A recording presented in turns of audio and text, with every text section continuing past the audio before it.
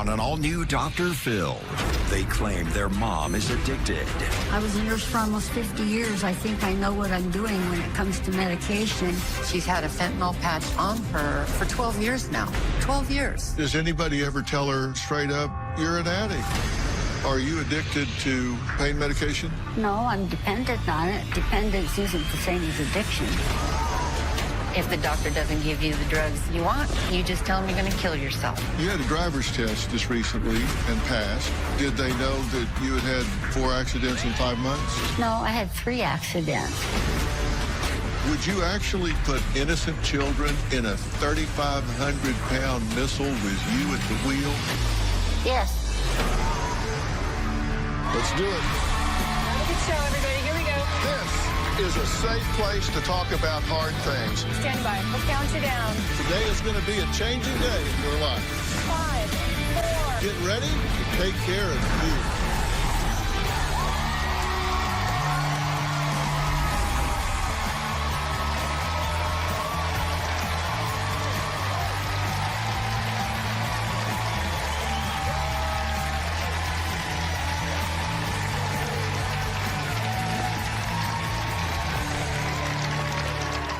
Well, Erica and Jean are here today to give their mother Blanche an ultimatum. Choose drugs or the family. Now, they claim her addiction, as they call it, started in the 90s after a car accident, and she has been spiraling ever since. Now, Blanche's daughters claim she now drives high, gets behind the wheel high, and has gotten into 4 accidents in 5 months, and once even ran over herself. Now, Blanche is a retired nurse, and they say she can easily manipulate doctors into giving her an endless supply of opioids. Now, the sisters say they're just out of ideas. They say they are desperate for help. My mother, Blanche, has been addicted to drugs for almost 30 years. In the mid-90s, Blanche had a car accident where her foot was crushed, and that's how she became addicted initially to Vicodin. She has a fentanyl patch, and she takes OxyContin on top of that. She puts on a new patch every 48 hours. When she thinks she can't have those drugs or if she misplaces them, she gets frantic. I just don't know how you could feel pain at all if you're on a never-ending supply of fentanyl and OxyContin. My mom has had at least 4 or 5 car accidents in the last 5 months. She T-boned somebody a couple weeks later, did the exact same thing, and ran over herself with the rental car. She fell asleep exiting a freeway. She was sideswiped by somebody coming out of a driveway. If she's on fentanyl and OxyContin 24 hours a day, it's not safe for her to be driving. We're worried someone's going to get killed. Nobody has to worry about me driving because I took a driving test yesterday and I passed. I'm safe to drive. My mom was a nurse for many years. To see a nurse be so reckless with her own health is absolutely the worst. My mom is in absolute denial that she has a problem with these drugs. I really am hoping that Dr. Phil can help my mother with her drug addiction. I'm not addicted to fentanyl. I am dependent upon it, which is different than addiction. With all this concern for their mother's well-being, you would imagine Erica and Jean had a wonderful childhood with warm memories of their mother. Sadly, it was just the opposite. As a young child, I can't ever remember my mother hugging us and kissing us. She doesn't deserve the title of mom, so that's why I call her Blanche. We never had any nurturing. We were never once told that we were loved. I remember doing the dishes at 4 years old. We were ironing, vacuuming, mopping the floors, cleaning the bathrooms. When I was in the 3rd grade, I made a flower pot. I brought it home to my mother, and she turned around and smashed it on the floor because I hadn't made my bed. I do remember the flower pot incident. I just kind of stayed out of the way. I did not want to get in trouble because we lived in fear. That's how insane she was about the chores. She was physically abusive as well as emotionally abusive. One of the worst memories of my mother was her on top of me strangling me. I did choke her. I wanted her to quit crying, and she wouldn't. It was really hard to watch the violence. If you would have tried to do anything, you'd have been in the same situation as me. Yes. I absolutely would have gotten my ass beat if I tried to step in. My kids had a good life. They learned to ski. We went on a lot of camping trips. She took us skiing. She used to take us camping. That was all good. But most of my memories are negative. Blanche taught me everything not to do. It's good to meet you. It's great to meet you. Grateful to be here, sir. What are your first memories of your mother being on drugs? The car accident, even if she had taken prescription pain medication prior to that, we didn't know about it. But more importantly, we didn't observe the behavior prior to that car accident. You can tell when someone's high. So the accident was really an accident. It wasn't her. Correct. In Driving high or 1995, whatever. she generally had an accident where her foot was crushed. Okay. That's when things really started to spiral. So we're talking 20 plus years here. Yes, sir. Yeah. And you've talked to her straight up about her drugs. How often? We're pretty much when we're with her, because she asks to do things that she's not capable of doing because of the drugs. She asked me, do you think I'm ever going to be able to babysit my grandkids? And I said, no. So then she asked my daughter, and my daughter was like, no, because you're frequently too heavily medicated. So Does anybody ever tell her straight up, not you're too heavily medicated, but yes. you're an addict, you're high, I'm not turning over my grandkids to a drug addict? I tell her you are absolutely over-medicated. She's had a fentanyl patch on her for 12 years now. 12 years. Telling somebody who's been wearing a fentanyl patch for 12 years that they're over-medicated is like telling Evel Knievel he's driving a...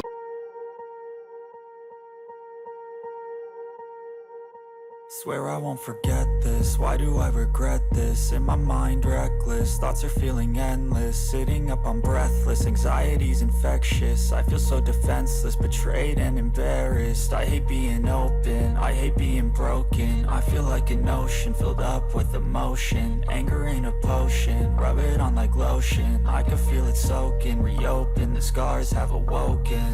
I can't move on till I let go. I feel so lost, never at home. Need to be strong, every breath hold. Cause I can't move on till I let go. I can't move on till I let go. I feel so lost, never at home. Need to be strong, every breath hold. Cause I can't move on till I let go.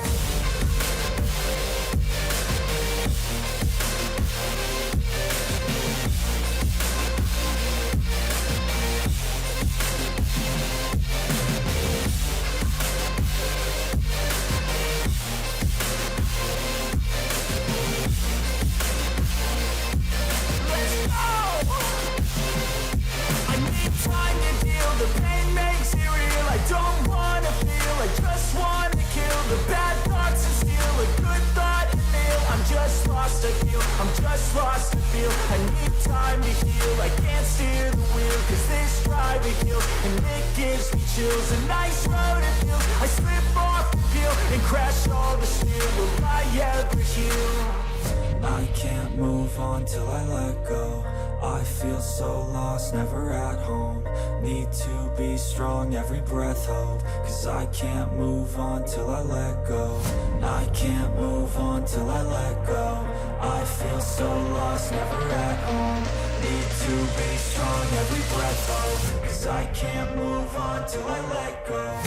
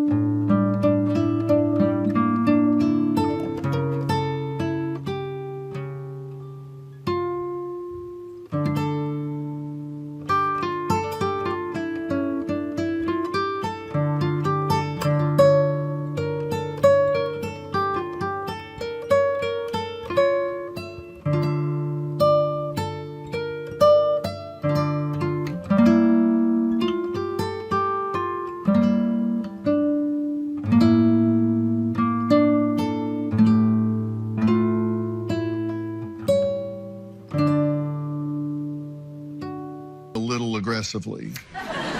Jean has always been more tactful. I have told her to her face, you're a drug addict, get off the dope. I came to a point where I finally said, it's the dope or me. No reply. So I finally sent her a text message that said, I knew you would pick the dope over your children. Jean, you say she was never Mother of the Year. No. We've seen pictures of like camping and horseback riding and stuff. You said that's because she wanted to go camping and horseback riding and had nowhere else to put you guys, so she took you. She wanted to go horse camping. She got me into that, and it's a great thing. But soon as her health got so bad, she just gave everything up. She just started circling the drain. Erica, you said that she never misses dinner. She loves to eat out. But what about her pain and all when it comes to... That's our question is, we've never witnessed any actual pain to prevent her from doing something fun. And I could call her up and say, yep, for a movie. She's not in too much pain for that. But when it comes to adulting and taking care of herself around her own house, she's in too much pain. And I heard her comment about choking you, and she didn't deny it. No. She said, well, yeah, she wouldn't stop crying. She didn't deny choking me, but she did deny knowing that I was removed from the home after people at my school found out. So I didn't really get any resolution, and I knew I shouldn't have confronted her because there was never going to be an apology for choking me. And there wasn't, and there hasn't been. Well, coming up, Erica and Jean's mother, Blanche, says she's not addicted. She says she's dependent on drugs and that's different. Is she in denial? Well, we're going to meet Blanche and talk about that next.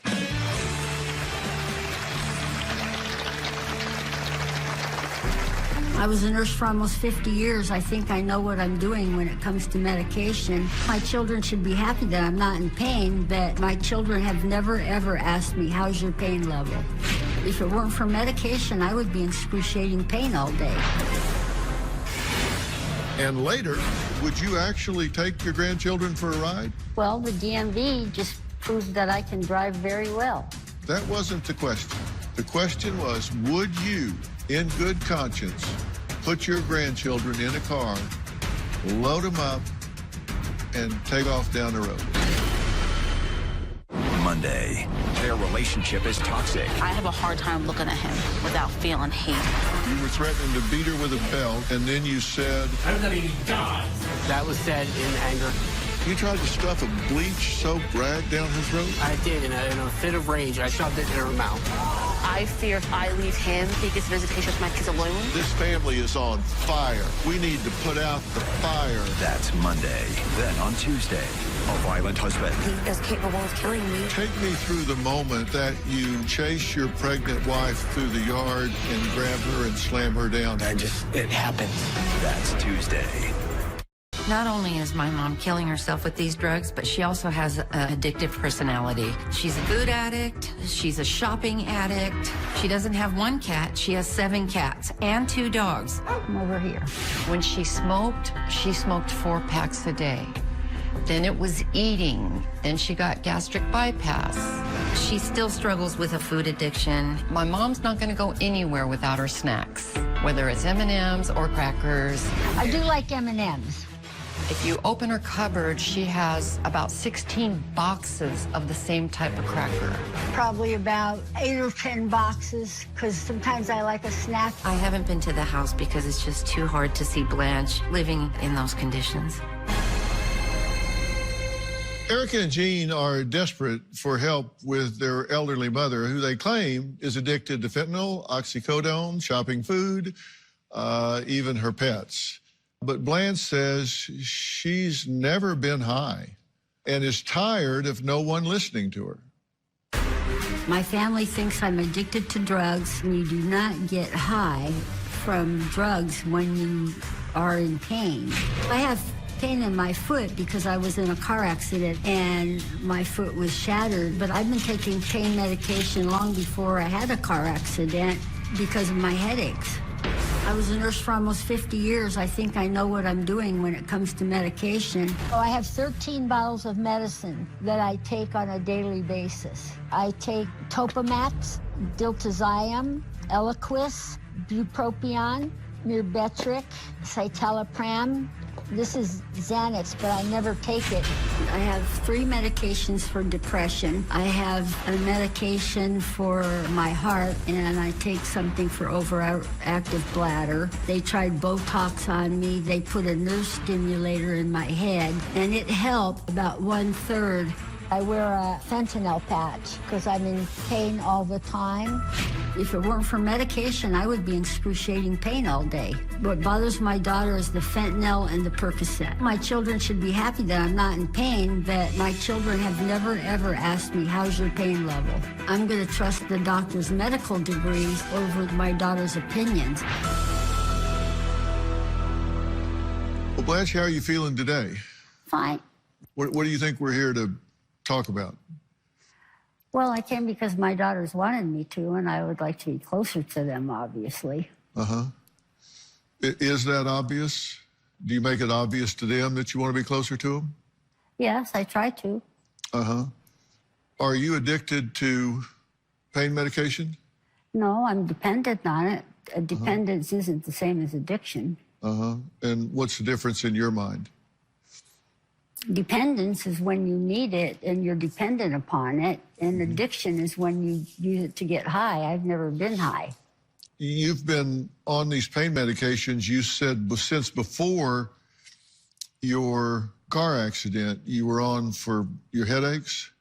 Yes, I still have them. I mean, it never goes away. Uh-huh. And what's the nature of your headaches? They don't know. So how long have you been on pain medication? 25 years, 30 years? Oh, my whole life. You had a driver's test just recently and passed. Thursday. Thursday? Mm-hmm. And they gave you a license? Oh, yeah. Did they know that you had 4 accidents in 5 months? No, I had 3 accidents, and one wasn't my fault. What about the T-bone accident in the intersection? You T-boned somebody. I hit his car. I hit his tire. He didn't have any damage to his car. Okay. But that's one. And then there was the other one when the guy came out right in front of me. And then there was the one where I tried to put the car in park, and I got dragged down the driveway. And falling asleep at the wheel. That was 20 years ago. But, Mom, you've been on the pills these long. I was tired because I'd been up since 4 in the morning. Well, they're concerned about you, is the point. And if you were a nurse for 48 years, then you know that being on pain medication for a long time has a lot of side effects, right? Correct. And all of the side effects start to create a brain fog and slow your reaction times and creating a problem that you eventually can't keep up with. Now, if you're in the medical field and you're a nurse, I'm telling you things that you know to be science. I also know what pain does to people. Well, we'll talk about that in a minute, but let's not deflect from what I'm talking about right now. Has your doctor talked to you about this? Yes, we talk every month. And have you threatened him if he doesn't give it to you that you'll kill yourself? No. Excuse me? What?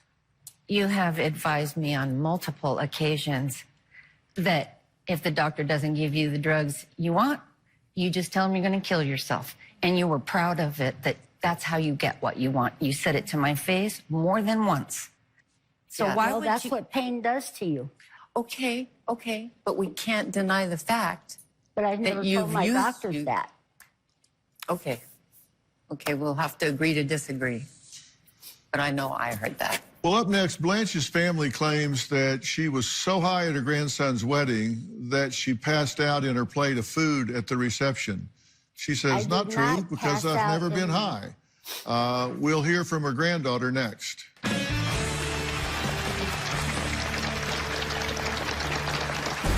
My grandmother has asked me if she can babysit the kids or take them somewhere, but I will not allow her to watch the kids. She's always on pain medication, and I don't trust her behind the wheel of a car watching my children. Dr. Phil May. Welcome to the... My son got married in October, and Blanche was literally so high. She came to my nephew's wedding, and we just kept watching, going, oh, please don't fall. As we were doing the toast, she zoned out and fell asleep over her plate. She was unable to stand up by herself and needed to be supported. My son had to hold her up for wedding photos. It was terribly embarrassing. I was not under the influence at my grandson's wedding. I had a hard time walking on grass. Well, Erica and Jean claim Blanche is in complete denial that she is addicted to her prescription drugs. Blanche claims she's never been high in her life, but the family says they've witnessed it, and her granddaughter Corinne says that there's no way that she would trust Blanche with her children. My grandmother has been addicted to painkillers for a very long time. I don't understand how she can be in that much pain when she's on such heavy-duty drugs. I know that she sees more than one doctor. I would not put it past her to doctor shop. I'm looking at a picture of my grandmother that's less than 4 years old, and you can tell her how much healthier she was. She's sitting upright, she's smiling. Now she's slumped over. My daughter mentioned that her leg was hurting. My grandmother was suggesting that we give her medication. I had to tell my grandmother that she could not discuss medications with my daughter any longer. My grandmother has asked me if she can babysit the kids or take them somewhere, but I will not allow her to watch the kids. She's always on pain medication, and I don't trust her behind the wheel of a car watching my children. I need her to be alert. I can't go to her house because I'm allergic to cats. She doesn't dust and keep things clean. She will rope people into carrying her cat litter into the house. She's going to put somebody to work. I bought 2 42-pound cases of litter that I need brought over here next to the dog food. I try to put in as much effort as I can to keep in touch with her. I don't get that kind of effort back from her. Well, Corinne, welcome. Hi, thank you. Blanche is saying she's never been high and that she wasn't under the influence at the wedding. Was she impaired at the wedding? I would say she was. I was very tired because I wake up at 4 and 5 in the morning and can't get back to sleep. You're having trouble sleeping? And you know that's a side effect of prolonged use of pain meds. But she takes sleeping pills. No, I don't. Yes, you do. No, I don't. I haven't taken them for at least 2 years. You're a nurse. Come on. Let's not pretend that you don't know this, because you do. You've been on pain medications for 30 years. That's a long time to be on pain medication, and if you're still hurting after 30 years, you need to think about getting some new doctors to treat whatever's hurting, right? It's not like I don't try to find something. Uh-huh. You don't want to get off the pain medication, though. I don't want to be in pain. Well, I don't want you to be in pain. If you've got some alternative that would help me, I would certainly try it. You have to be a willing spirit to figure out what's going on with you. You've got a lot of years of life that you could be sharing with your family and your grandchildren that you can't do if you live your life in a drug haze. And look, it's up to you. It's not up to me, but you're not going to let her take charge of her grandchildren, right? That's correct. I mean, there's no way you're going to do it. Would you actually take your grandchildren for a ride? Well, the DMV just proved that I can drive very well. That wasn't the question. The question was, would you, in good conscience, put your grandchildren in a car, load them up, and take off down the road? Yes. You would put innocent children in a 3,500-pound missile with you at the wheel and take off down the road? Yes. Up next, Erica and Jean claim that Blanche had several surgeries that are really just for attention and more drugs. We'll talk about that next.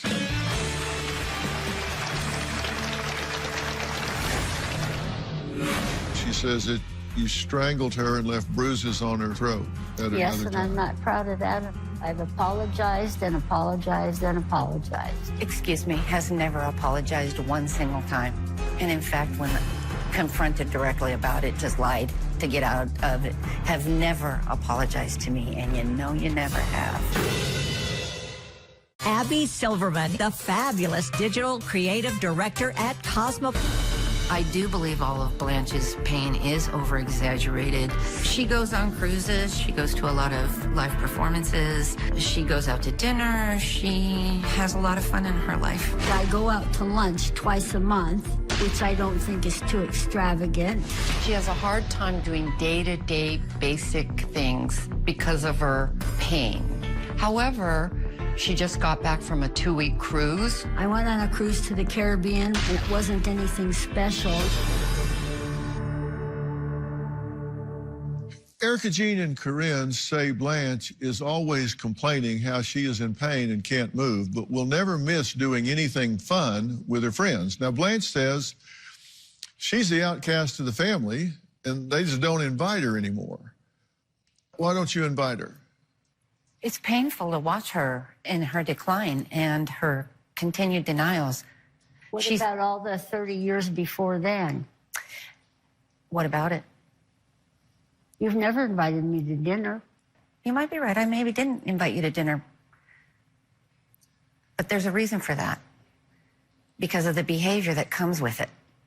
I'm sorry, but when you attend family functions, you tend to sit in a chair and play on your phone and fall asleep in the chair. And that was way before the fentanyl. I don't know why you're trying to convince me you don't have a problem. Because you do have a problem, and you're not going to convince me otherwise. Well, now, we're going to open that can. We're going to eat the whole thing. And that goes way back. Because this relationship started when they were children, and you admitted yourself that you weren't exactly a warm and fuzzy mom. No, I did the best I could, but no, I wasn't. Do you recall in the 3rd grade, Erica making you a flower pot and proudly presenting it to you when she came home, and you turn around smashing it on the floor? No, I don't. But if she says I did, I must have. She says that you strangled her and left bruises on her throat at Yes, another and time. I'm not proud of that. I've apologized and apologized and apologized. Excuse me, has never apologized one single time. And in fact, when confronted directly about it, just lied to get out of it. Have never apologized to me, and you know you never have. I did apologize to you at that time. Well, we have time now. Okay, I totally apologize to you. I'm very, very sorry. What about it are you sorry about? About the whole thing. I was extremely frustrated and lost my temper. Tell her, not me. I did tell her before that I was extremely frustrated and lost my temper. She can't deny that. I can deny it because this is the first time I'm hearing you say you were frustrated. I've never known why you did that to me that day. Can I give you some coaching here? Since I am Dr. Phil. This is what I do. You know when she's going to hear an apology? It's when she hears from you that you know how that made her feel. That's when she knows you really are sorry about it. I am sorry about it, and I do know how it made you feel. How? How do you think it made me feel? Terrible. How did it make that 13-year-old girl feel? Terrible, and that's why I took her to counseling. Because I was the problem. I needed the counseling. You always made it sound like I was just the bad kid, so... No, your father made you feel that way. I didn't. Oh, yes, you did. You always made it sound like it was him, but you were right in there with him. And that's huge to me. You tell people in our family what a monster he was and what a brute he was, but you don't tell anybody in the family that you were a monster too. You don't tell anybody about your part. You're too busy telling them what a horrible child I am because I don't I've never told anybody that you're a horrible child. Mother? Jean, you said there was a lot of domestic violence and it wound up just being channeled towards your sister. Yes. I was a witness to all of it, but there was nothing I could do to stop it. I knew that if I didn't walk a very straight and narrow path, that I wouldn't be spared either. So I really did learn from her beatings. Blanche says that she wants a better relationship with her family, but Jean, Erica, and Corinne say it's just not going to happen if she's not willing to change her ways. We'll talk about that next.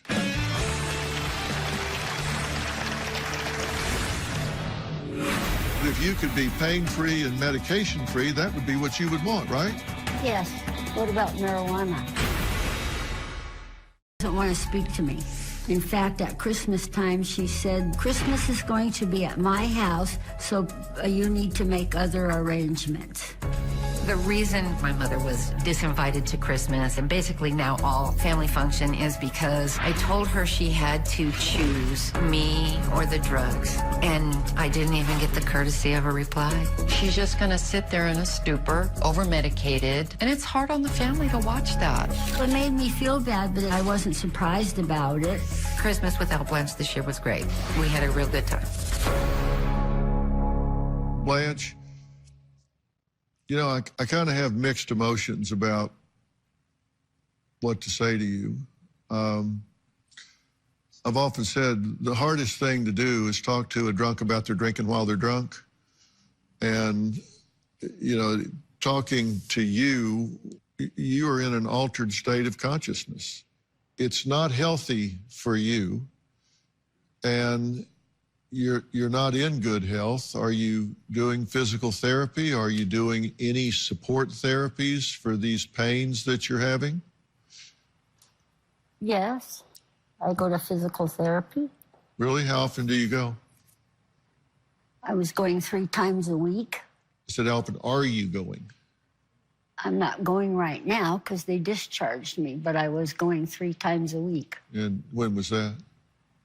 Up until a month ago. Starting when? Yeah. But I'm trying to continue with the exercises at home. I remember you saying in the tape piece you spent 10 hours a day in that recliner. Sometimes, yeah. Yeah. You know, Blanche, if you want to get healthy, you got to make a commitment that I'm not sure you're prepared to make. I'm not prepared to be in pain. That wasn't the question. Okay. I said if you want to get healthy, which would be pain-free, you got to be willing to make a commitment, and that is to take charge of your health with some new, fresh doctors that take an approach to this that is completely objective. You said to me in kind of a passing moment, you said, well, if you've got some alternatives, I'm willing to consider them. I do have some alternatives if you're willing to explore them, but my alternatives do not even almost include you remaining on pain medications for another year, 2 years, 3 years. It involves you getting to something that makes medical scientific sense. If you could be pain-free and medication-free, that would be what you would want, right? Yes. If you're interested in exploring these things, then you let me know, and I'll make those arrangements for you, and we'll explore this. Okay, start making the arrangements. Okay, because I don't want to yank you off these medications and leave you in pain. That's no solution. What about marijuana? It has applications, but I will leave that to the physicians to discuss. Okay? All right, we're going to take a break. When we come back, I'm going to be talking to these three because I've said what I have to say to Blanche. We'll be right back. If you have advanced knowledge. Well, I'm back with Erica, Jean, and Corinne. I have excused Blanche. What I want to talk to the three of you about is kind of a reality check. The prognosis of her making a major change in her life at this point is not great.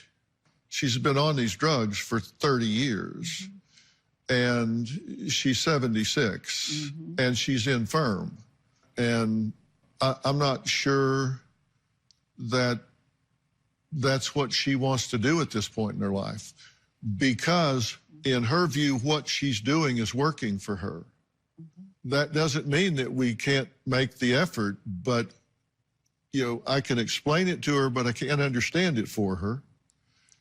And I can arrange it for her, but I can't go to the appointments for her, which means you guys have to adjust your expectations and realize that there's a distinct possibility that you may have to accept the fact that she can't give you what she doesn't have.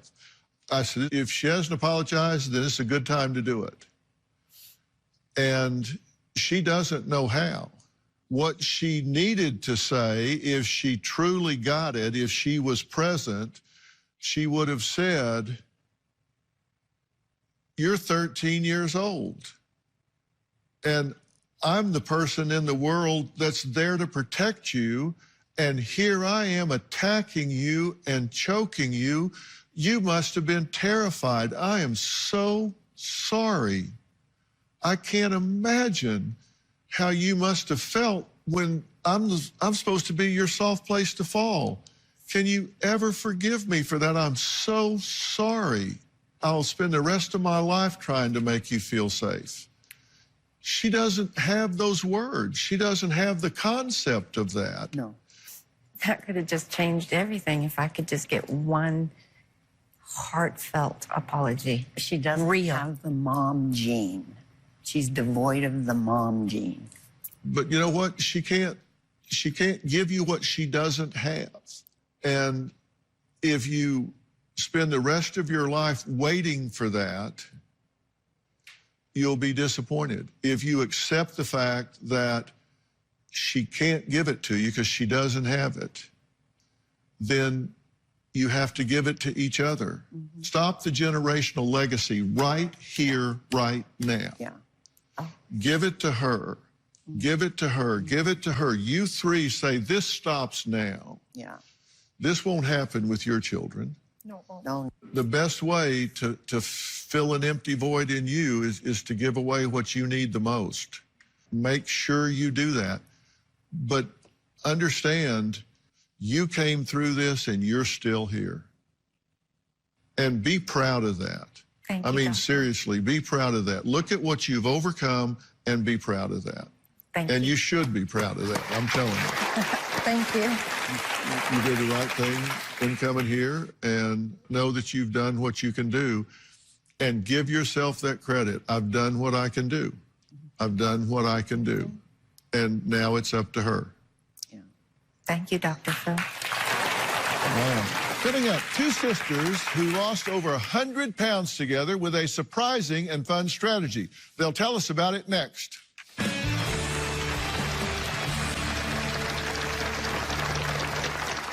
Coming up on Dr. Phil, visit our website and subscribe to our newsletter. You'll get weekly updates, life strategies, and exclusive video that you won't find anywhere else. Plus, on Dr. Ages 5 up to 15.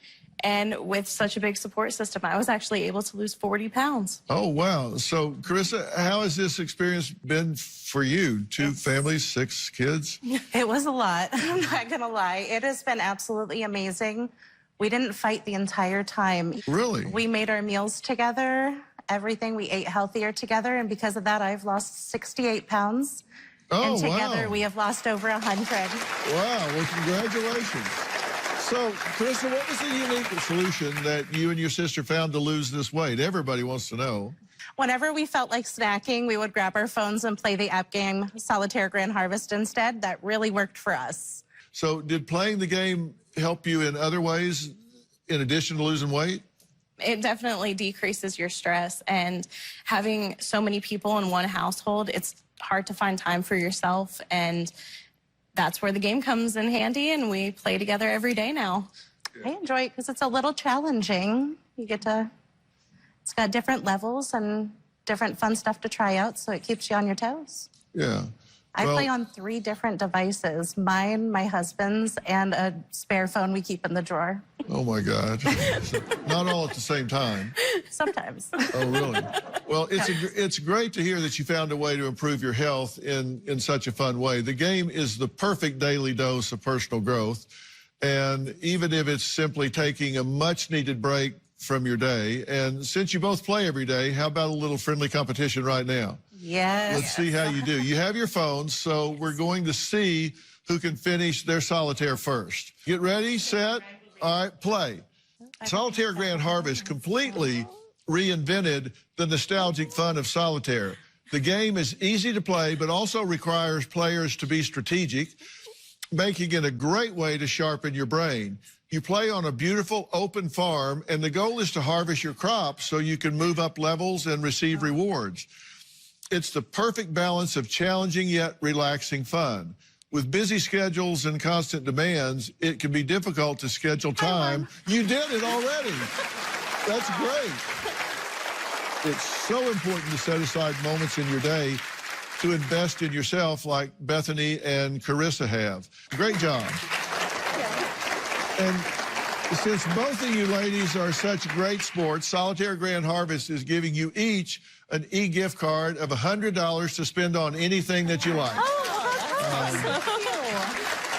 So this is a game that you just must try. So go to the App Store or Google Play on your device to download Solitaire Grand Harvest for free.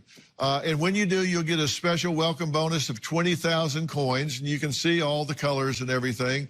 It's just a lot of fun, so I highly recommend it. I'd like to thank all of my guests today. Thanks to Bethany and Carissa for sharing your journey. If you'd like to join us here in the studio audience, go to my website, drphil.com, for details. We really have a good time here, right? You never know what you're going to find. Be sure and follow me on all my social media platforms, and don't forget to join our Facebook page, Creative for Fans Just Like You. It's Dr. Phil Fanatics, that's P-H-A-N. And don't forget to follow and subscribe to my podcast or Robin's. Mine is Fill in the Blanks. Robin's is I've Got a Secret with Robin McGraw. Check them out for free on Apple Podcast or wherever you listen to your podcast. We do lots of interesting things there that we don't have time to cover here. We'll see you next time. Thanks for being here. Good job, guys.